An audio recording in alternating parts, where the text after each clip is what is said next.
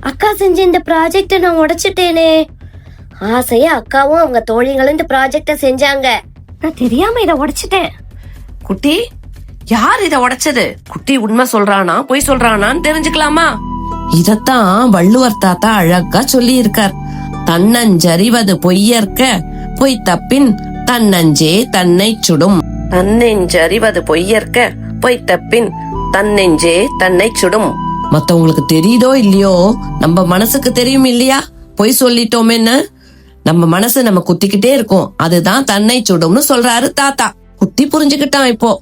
தன்னஞ்சறிவது பொய்யற்க, தன் மனசாட்சிக்கு தெரிஞ்சே பொய் சொல்லக்கூடாது. பொய் தப்பின் தன்னெஞ்சே தன்னை சுடும். இப்படி சொன்னா நம் மனசே நம்மள வருத்தும்.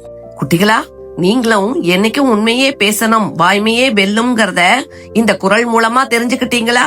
இது குட்டி குறள், பெரிய பொருள்.